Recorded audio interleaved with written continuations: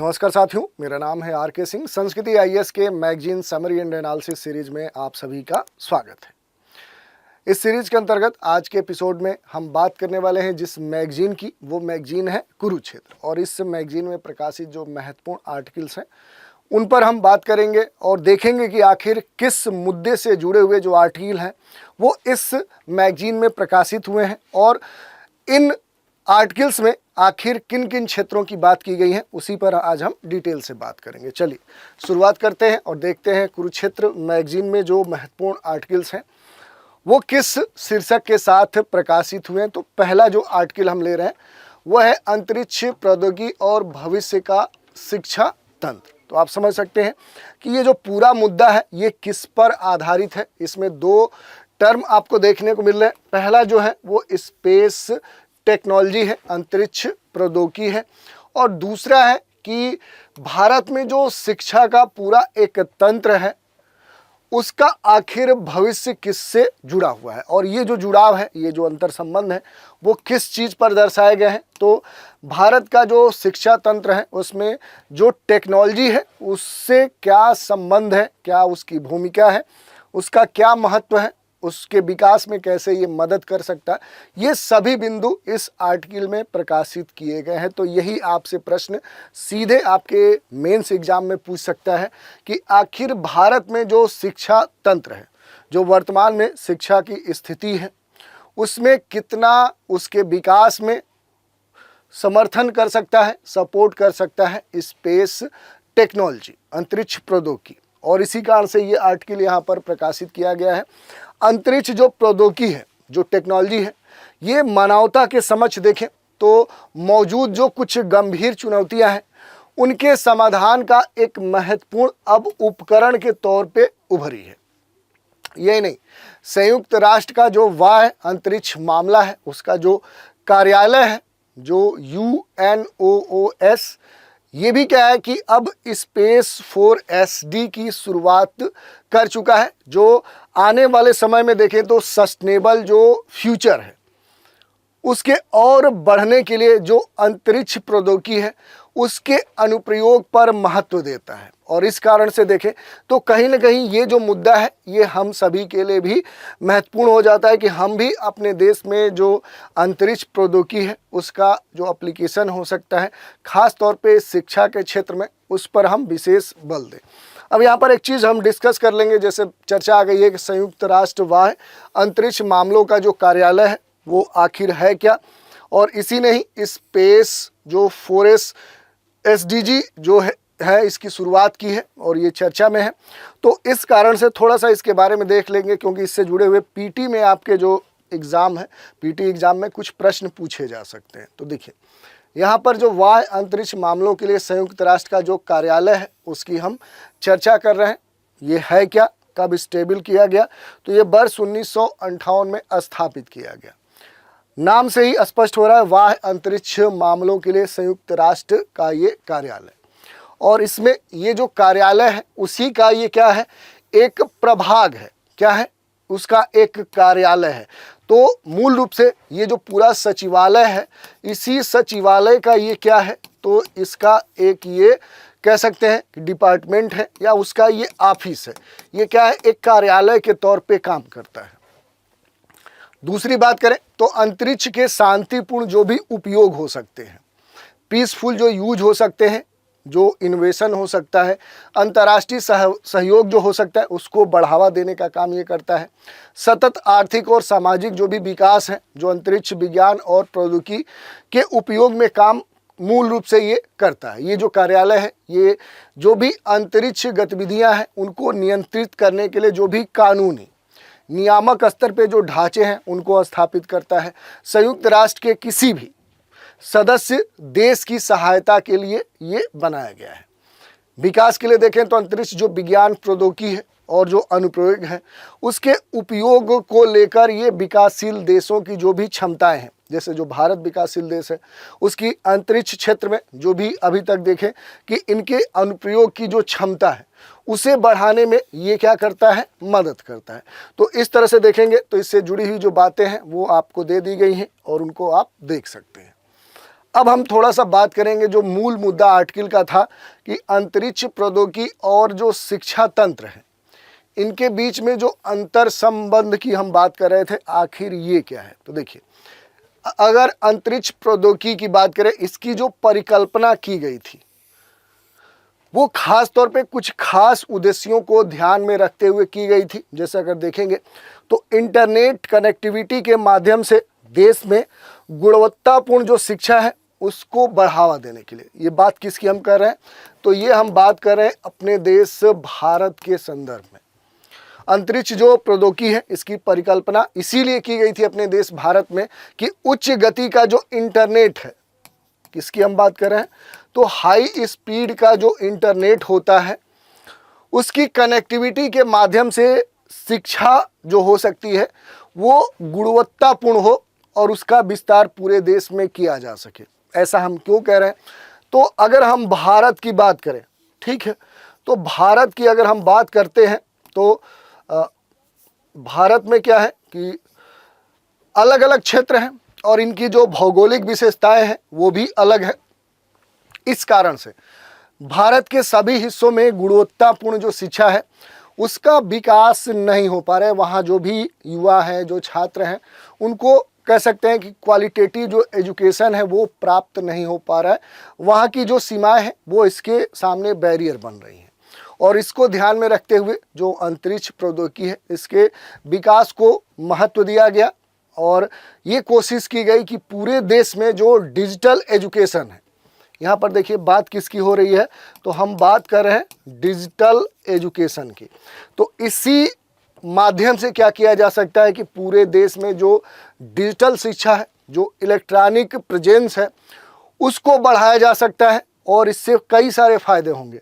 न केवल शिक्षा का विस्तार किया जा सकता है, इनकी जो वहाँ पर कह सकते हैं कि जो सफलता है, इनका जो प्रभाव है, जो परिणाम है, उसको भी रेगुलेशन के स्तर पे, सुपरविजन के स्तर पे लाया जा सकता है। और इसी कारण से वहाँ पर जो दूरस्थ प्रणाली है, कह सकते हैं कि दूरस्थ जो शिक्षा है उसके विकास में ये महत्वपूर्ण योगदान दे रहा है।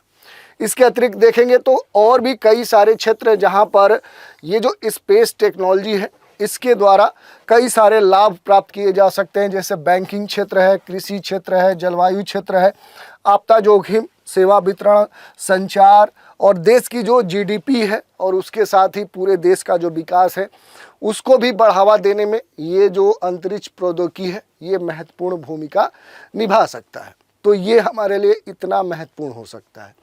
इसके अलावा देखिए, अगर हम बात करें अंतरिक्ष आधारित जो भी अभी तक हमने समाधानों की बात करें, इनकी वैश्विक जो मांग है अब वो बढ़ चुकी है और वैश्विक ही नहीं, भारत में भी इसकी मांग अब बढ़ रही है और अब इसे प्रोत्साहित करने की बात आ चुकी है।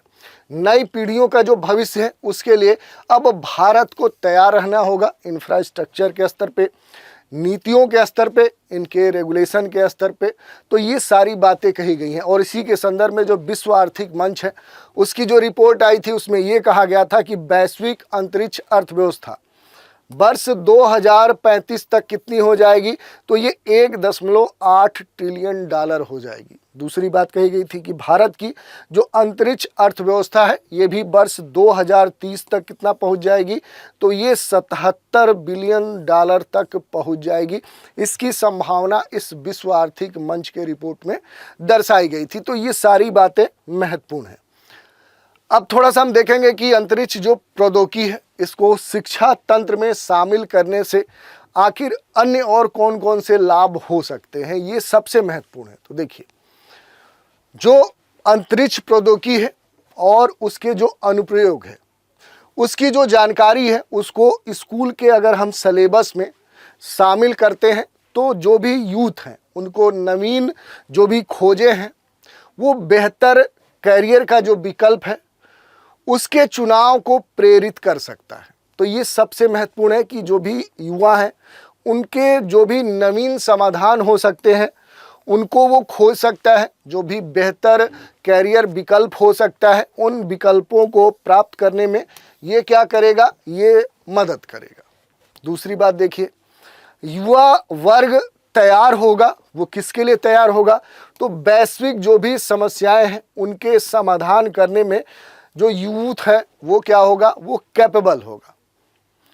तीसरी बात देखिए, जो नवाचार है, जो इनोवेशन है और जो भविष्य की जो संभावनाएं हैं उनके बारे में जो यूथ हैं, जो भारत के लोग हैं, वो पहले से और क्या होंगे? एम्पावर्ड हो सकते हैं। तो ये बातें कही गई हैं। इसके अलावा बुनियादी जो ढांचे हैं उनकी समानता और दक्षता में सुधार किया जा सकता है।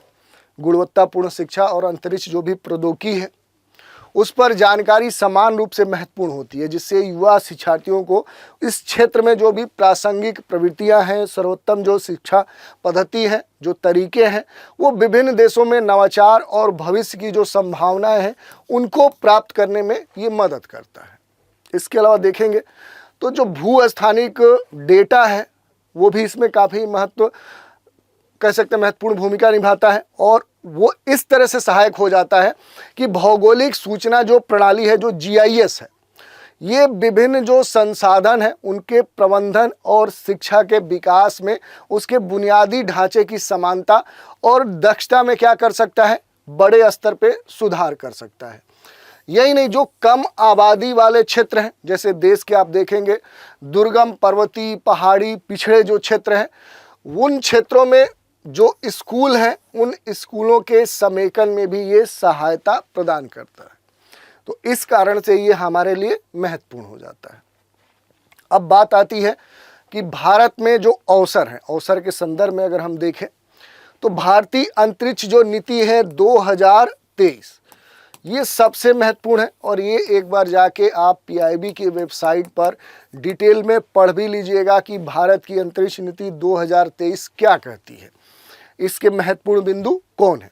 शॉर्ट में हम बता रहे हैं कि भारतीय जो अंतरिक्ष नीति 2023 है, इसकी प्रमुख जो रणनीतियां दी गई हैं, इसमें जो स्ट्रेटजी दी गई हैं, वो अंतरिक्ष से संबंधित जो भी एजुकेशन है, जो नवाचार है, उसको बढ़ावा देना है और अंतरिक्ष क्षेत्र के स्टार्टअप को सपोर्ट करना है। अंतरिक्ष जो गतिविधियां हैं उसके संदर्भ में देश के लोगों को अवेयर करना है। तो ये सारी बातें जो अंतरिक्ष नीति 2023 है उसमें दी गई हैं। जो इसरो है, अपने देश का जो अंतरिक्ष एजेंसी इसरो है, इसका युवा जो वैज्ञानिक कार्यक्रम है, अगर हम बात करें युवा वैज्ञानिक कार्यक्रम, जो यंग साइंटिस्ट जो प्रोग्राम है, जिसे हम युविका कहते हैं, अगर आप देखेंगे तो इसको एक दूसरे नाम से जाना जाता है, युविका। तो ये जो प्रोग्राम है ये छात्रों को अंतरिक्ष विज्ञान के अन्वेषण करने के लिए प्रेरित करता है और ये जो कार्यक्रम है छात्रों को उपग्रह निर्माण, अंतरिक्ष से संबंधित जो भी एक्टिविटीज़ हैं उनमें भाग लेने के लिए एक तरह का क्या देता है? एक मंच प्रदान करता है।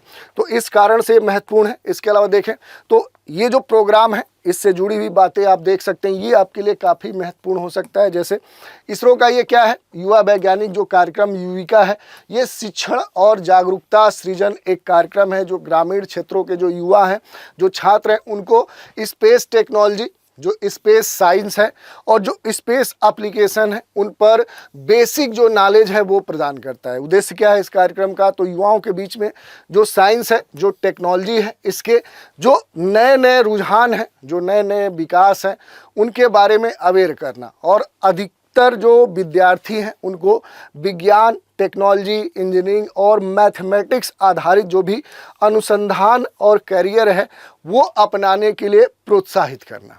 इसके लिए कुछ खास कह सकते हैं क्वालिफिकेशन दी गई है कि जो स्टूडेंट कक्षा 8 उत्तीर्ण कर चुका है और वर्तमान में कक्षा 9 में पढ़ रहा है, वे इस कार्यक्रम के लिए आवेदन कर सकते हैं। राज्य और यूटीज दोनों के छात्र इसमें शामिल होते हैं। और इसके अलावा देखें तो चयन मानदंड में ग्रामीण क्षेत्र के जो विद्यार्थी होते हैं उनको विशेष महत्व दिया जाता है। इसरो के द्वारा प्रस्तुत 2 सप्ताह का जो आवासीय ये कार्यक्रम है और प्रत्येक राज्य संघ राज्य क्षेत्र में न्यूनतम जो भागीदारी है वो सुनिश्चित की गई है। तो ये हमने देख लिया। इसके अलावा भी बहुत सारी बातें कही गई हैं, वो आपके काम की नहीं है। अब बात करते हैं जो अंतरिक्ष प्रौद्योगिकी है, इस पर जो गुणवत्तापूर्ण शिक्षा है इसके लिए क्या उपाय किए गए हैं। तो कई सारे उपाय किए गए हैं और उनमें से जो सबसे महत्वपूर्ण है उनकी अगर हम बात करें तो सूचनात्मक जो सामग्री है और जो आउटरीच कार्यक्रम है उन तक पहुंच सुनिश्चित करने का प्रयास किया गया है। जो भी स्पेस टेक्नोलॉजी है उस पर जो रिसर्च हो रहा है, डेवलपमेंट हो रहा है, उससे जुड़े हुए जो प्रोजेक्ट्स हैं उनका समेकन किया जा रहा है। कौशल स्किल्ड बेस्ड जो भी पाठ्यक्रम है उनका निर्माण किया जा रहा है, और शिक्षक और जो भी कह सकते हैं शिक्षाविद हैं उनकी जो क्षमताएं हैं उनको दिन प्रतिदिन विकसित करने का प्रयास किया जा रहा है।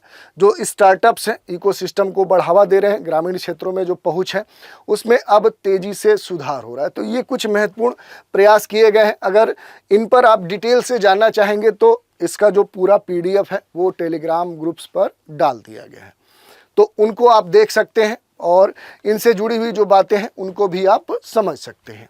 अब थोड़ा सा बात कर लेंगे जो चुनौतियां हैं। अगर चुनौतियों की हम बात करें कि अंतरिक्ष प्रौद्योगिकी के बारे में और उसके एप्लीकेशन के सामने कौन से महत्वपूर्ण जो चैलेंजेज हैं वो क्या है, तो देखिए अंतरिक्ष प्रौद्योगिकी के बारे में जो सीखना है, जो लर्निंग है, उसके प्रति अब जो अवसर हैं भारत में वो लिमिट है, सीमित है, कम है।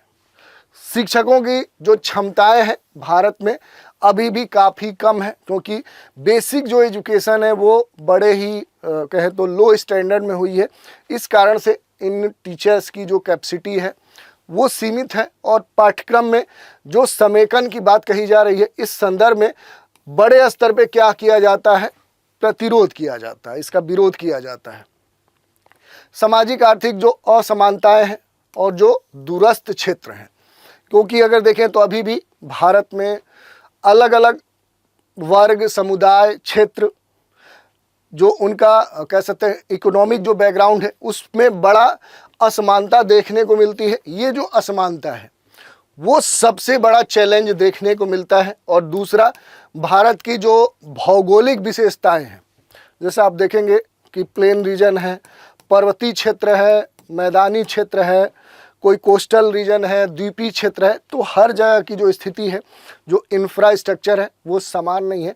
तो इस तरह के बहुत सारी जो चुनौतियां हैं वो देखने को मिल रही हैं। लेकिन अगर हम फ्यूचर की बात करें तो भारतीय जो अंतरिक्ष अर्थव्यवस्था है इसमें वैश्विक नेतृत्वकर्ता बनने की एक तरह से जो आकांक्षा है वो देखने को मिलती है, और अंतरिक्ष प्रौद्योगिकियों पर शिक्षा को मजबूत करने में जो भारत के छात्र हैं, इनका जो कार्यबल है, इसकी जो क्षमता है, ये प्रभावी ढंग से अब दोहन करने की बात है। और इसके लिए प्रॉपर देश में जो पॉलिसी है वो बनाने की बात आती है।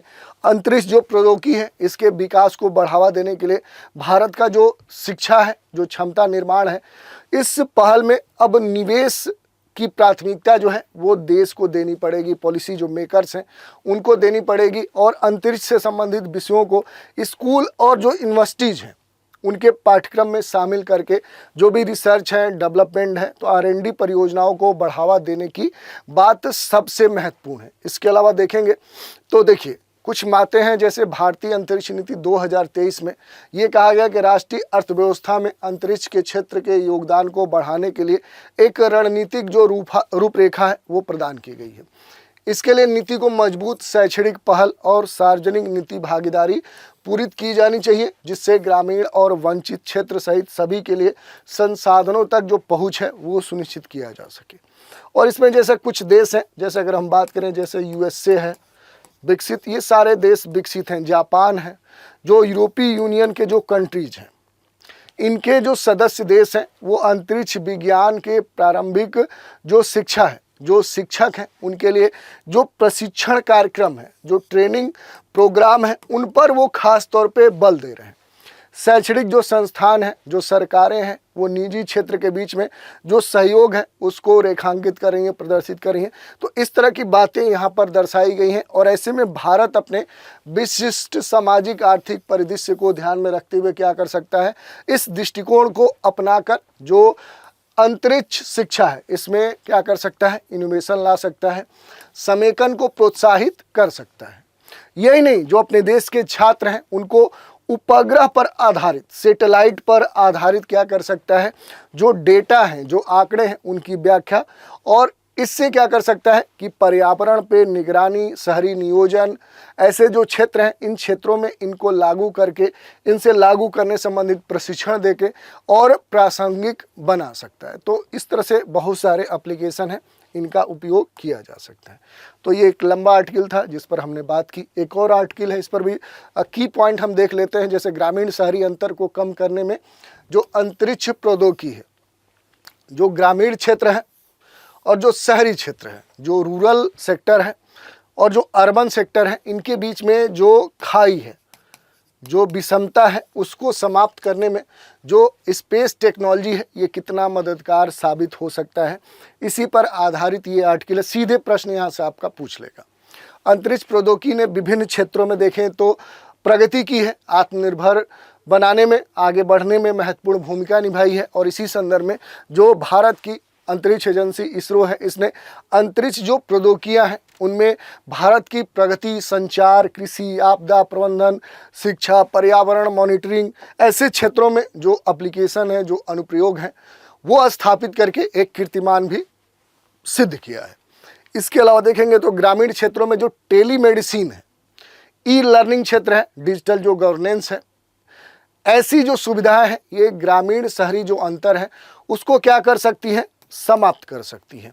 तो इस कारण से देखें तो जो अंतरिक्ष प्रौद्योगिकी है इसका ग्रामीण शहरी जो अंतर है, जो खाई है, उसको समाप्त करने में महत्वपूर्ण भूमिका निभाई जा सकती है। इसके अलावा देखिए सबसे महत्वपूर्ण बात क्या है कि यहाँ पर अगर हम देखें तो ग्रामीण विकास में जो अंतरिक्ष प्रौद्योगिकी है इसके किन किन क्षेत्रों में अनुप्रयोग हो सकते हैं, एप्लीकेशन हो सकते हैं, ये आपसे पूछा जा सकता है। तो इसको हम देखते हैं, एक एक करके देखें। जैसे पहला क्षेत्र है कृषि खाद्य सुरक्षा। देखिए भारत में जो सकल घरेलू उत्पाद है, अगर हम जीडीपी की बात करते हैं तो जो जीडीपी है इसमें कृषि क्षेत्र का जो योगदान है, अगर कृषि क्षेत्र के योगदान की बात करें तो ये बहुत ज़्यादा नहीं है। ये कितना है, ये 18% के आसपास है, या देखें तो 18 से 20% ही है। अब देखिए जबकि कुल निर्यात में लगभग 12 से 15% है। और ऐसे में जो प्रेजेंट सिनेरियो है, वर्तमान जो परिदृश्य है, इसमें जो अंतरिक्ष प्रौद्योगिकी है इसका एप्लीकेशन भारतीय कृषि में बढ़ाकर शक्तिशाली जो उपकरण है उस रूप में उपयोग करके अर्थव्यवस्था और जो खाद्य सुरक्षा है इस क्षेत्र में महत्वपूर्ण जो एप्लीकेशन है उसका इस्तेमाल किया जा सकता है।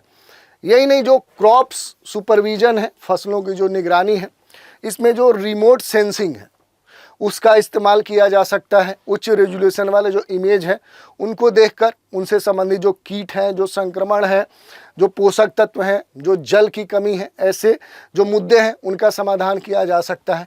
उपज का अनुमान लगाने के लिए ये उपयोग में लाया जा सकता है। उपग्रह आधारित जो भी डेटा है उनके एनालिसिस के द्वारा जो अलग अलग क्षेत्र है वहाँ की जो फसल पैदावार है उसका अनुमान लगाया जा सकता है।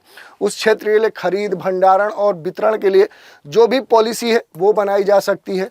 जो सॉइल हेल्थ है, जो मृदा स्वास्थ्य है, इसके लिए सैटेलाइट आधारित जो भी चित्रण है वो किया जा सकता है। इससे मृदा के जो प्रकार हैं, उसकी जो प्रकृति है, उसकी जो विशेषताएं हैं, उसके लिए आखिर क्या किया जाना चाहिए, तो ऐसी पॉलिसी का निर्माण किया जा सकता है। इसके अलावा देखिए जो भूमि उपयोग योजना है ये भी एक महत्वपूर्ण क्षेत्र है, क्योंकि भू स्थानिक जो भी जानकारी होती है, जियो स्टेशनरी जो भी इंफॉर्मेशन चाहिए, वो भूमि उपयोग योजना विशिष्ट फसलों के लिए उपयुक्त क्षेत्र की जो पहचान है, समग्र जो भूमि है उसकी उत्पादकता सुधार करने में इसका मदद लिया जा सकता है। सिंचाई प्रबंधन में, फसल बीमा और जोखिम जो मूल्यांकन है, आपदा जो क्षेत्र है ये सबसे महत्वपूर्ण है, क्योंकि आपदा की अगर बात करें तो जो अंतरिक्ष प्रौद्योगिकी है, आपदा प्रबंधन की तैयारी में प्रतिक्रिया, वहाँ सुधारात्मक जो भी प्रयास हैं उनके लिए ये सबसे महत्वपूर्ण है। क्योंकि जो रिमोट सेंसिंग है और जो पृथ्वी का पूरा सुपरविजन है, अवलोकन क्षमता है,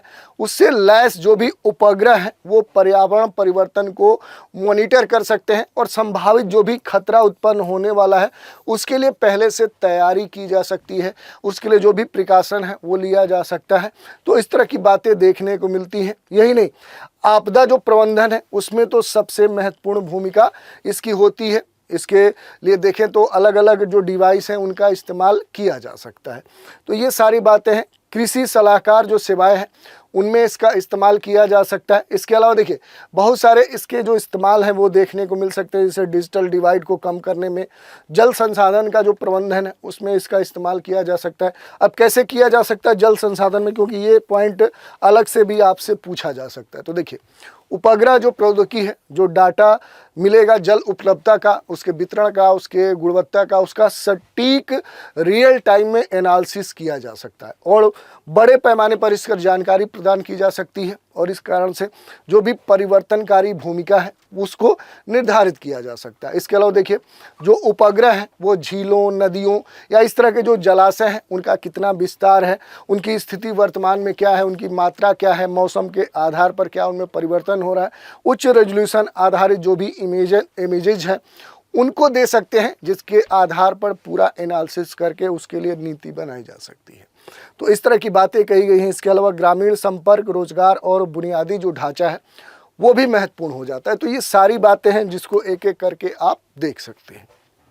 एक और आर्टिकल है, इसकी भी चर्चा कर लेते हैं। ये है कि भारत में जो सूखा होता है, जो बाढ़ होता है, इसके प्रबंधन में जो उपग्रह प्रणाली है और एक तरह से देखिए कि जो स्पेस टेक्नोलॉजी की हम बात कर रहे हैं उसके एप्लीकेशन को ये क्या कर रहा है, दर्शा रहा है कि भारत में जो फ्लड है, जो ड्राट है, उसके कंट्रोल के लिए, उसके उस समस्या के समाधान में जो स्पेस टेक्नोलॉजी है ये कितना मदद कर सकती है। इसकी अगर हम बात करें सूखा बाढ़ प्रबंधन में उपग्रह प्रणाली की जो भूमिका है, तो देखिए ग्रामीण भारत अपनी विविध जो टोपोग्राफी है, जो स्थलाकृति है, जलवायु जो परिस्थितियां हैं उनके कारण अलग अलग जो क्षेत्र है भारत में, बाढ़, सूखा, भूस्खलन, जंगलों में जो आग लगती है, ऐसे विभिन्न प्राकृतिक आपदाओं के प्रति क्या है, अत्यधिक संवेदनशील है। और ये जो आपदाएं हैं ये कृषि जो उत्पादकता है, जो ग्रामीण क्षेत्रों में आर्थिक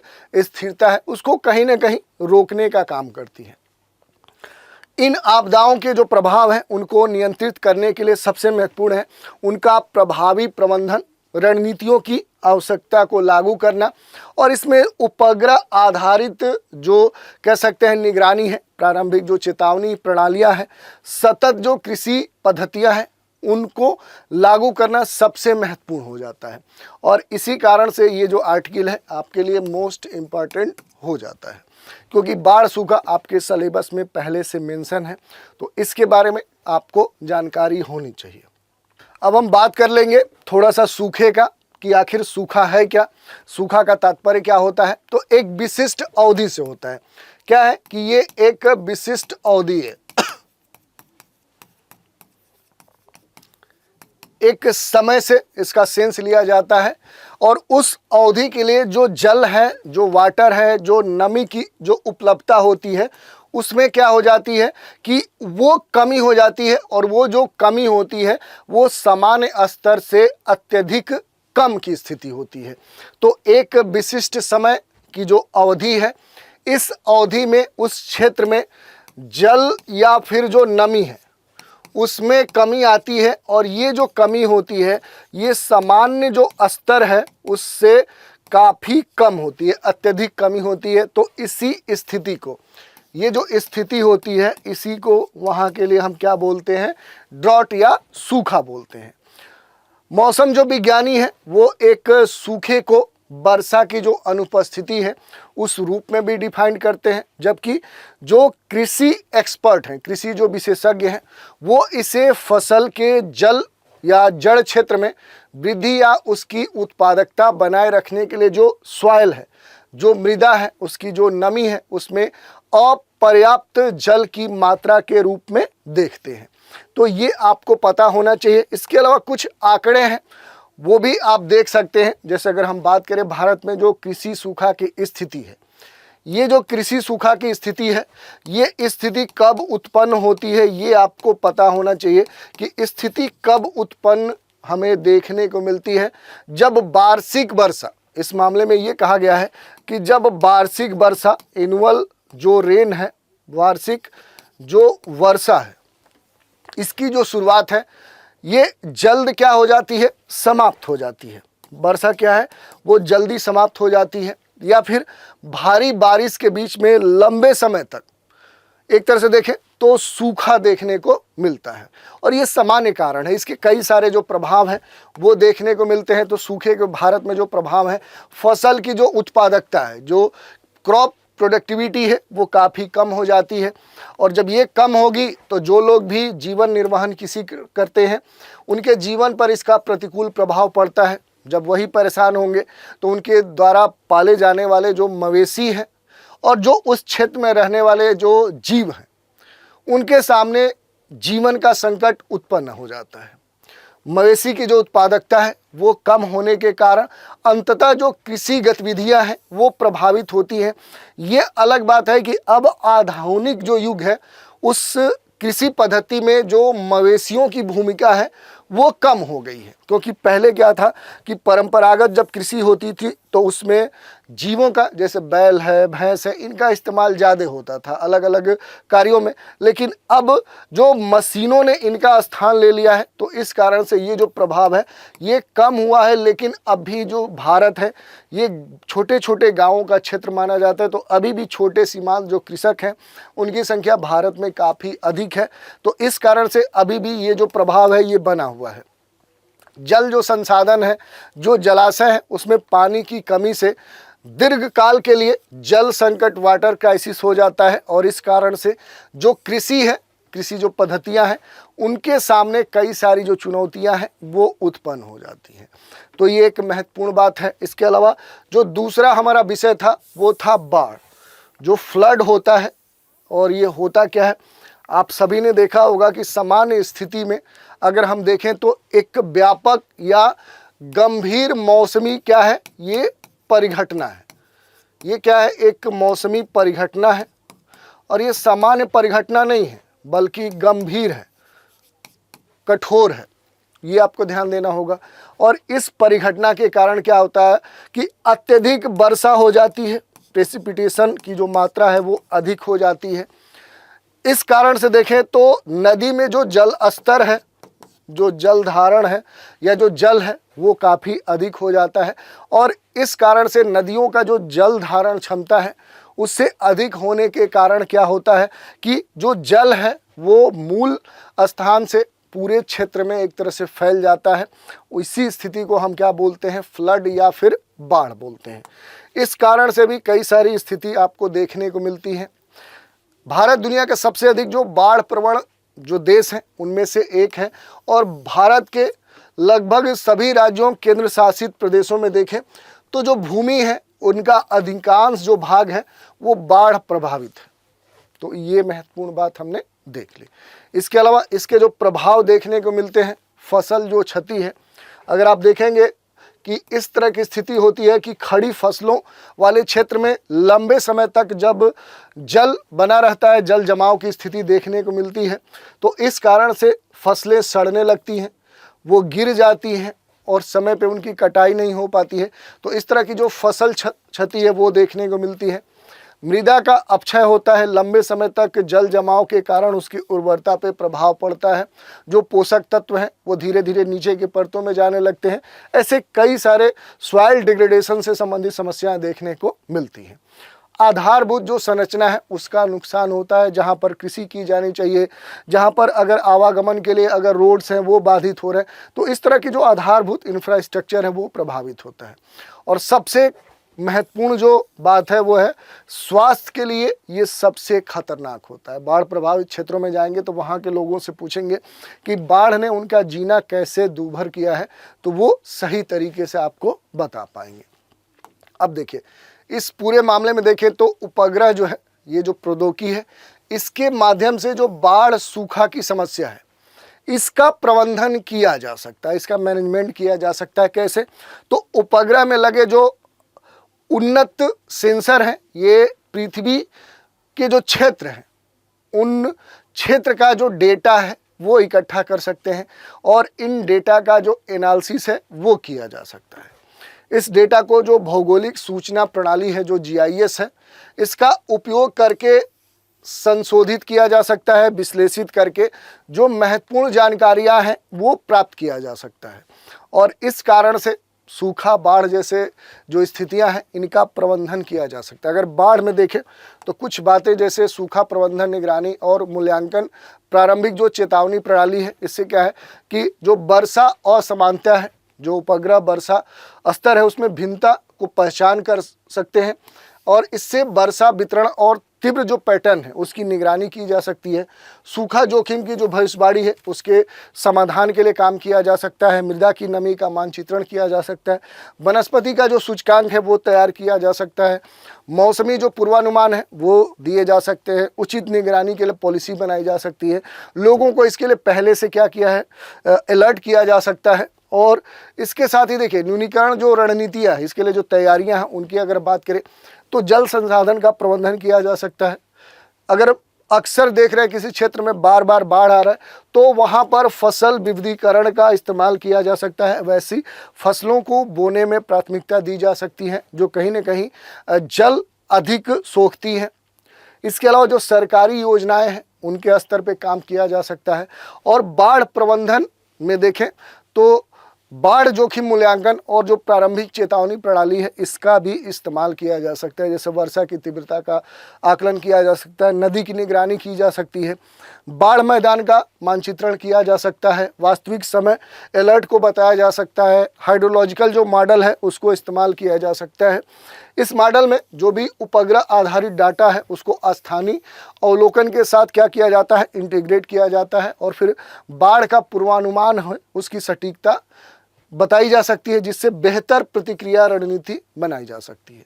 सामुदायिक स्तर पर लोगों को तैयार किया जा सकता है और इसके अलावा जो भी रणनीतियां हैं जैसे संरचनात्मक स्तर पे उपाय किए जा सकते हैं, गैर संरचनात्मक जो उपाय हैं वो किए जा सकते हैं, राहत और पुनर्प्राप्ति की गतिविधियों को किया जा सकता है। तो ऐसी विभिन्न जो रणनीतियां हैं उनको तैयार किया जा सकता है। अन्य जो आपदाएं हैं उनके प्रबंधन में उपग्रह जो प्रौद्योगिकी है इसकी क्या भूमिका हो सकती है, इस पर हम चर्चा कर लेते हैं। तो देखिए सबसे जो महत्वपूर्ण है एक प्राकृतिक आपदा है वो लैंडस्लाइड, भूस्खलन, और इसके प्रबंधन में खास तौर पे जो उपग्रह प्रौद्योगिकी है इसका इस्तेमाल किया जा सकता है। और ये जो प्राकृतिक आपदा ये भारत में इस समय सामान्य हो चुकी है। जो पर्वतीय क्षेत्र हैं वहाँ पर अक्सर भूस्खलन की समस्याएं देखने को मिल रही है। पहाड़ी जो इलाके हैं वहाँ पर भूस्खलन के जो खतरे वाले क्षेत्र हैं उनको चिन्हित किया जा सकता है। भौगोलिक सूचना प्रणाली और रिमोट सेंसिंग इसमें महत्वपूर्ण भूमिका निभा सकता है, तो इस कारण से ये महत्वपूर्ण है। इसके अलावा देखें तो वन अग्नि जो है उस संदर्भ में इसका प्रबंधन किया जा सकता है, उसमें स्पेस टेक्नोलॉजी का इस्तेमाल अच्छे से किया जा सकता है। और इसी संदर्भ में देखें कि आखिर इसके सामने कौन सी चुनौतियाँ हैं, तो बहुत सारी चुनौतियाँ हैं। अपर्याप्त आंकड़ों की पहुँच, आंकड़ों का जो संग्रह है वो पर्याप्त नहीं है, बुनियादी ढांचे की कमी है, ज़रूरत जो है वो अवेयरनेस की है, उसके संदर्भ में ट्रेनिंग की है, इसकी कमी है। नीति समेकन के स्तर पे देखें तो अभी बहुत ही समस्याएं हैं। और इसी कारण से देखें तो अब भारत के संदर्भ में क्या है कि जो समस्याएं हैं वो काफ़ी महत्वपूर्ण हो चुकी हैं।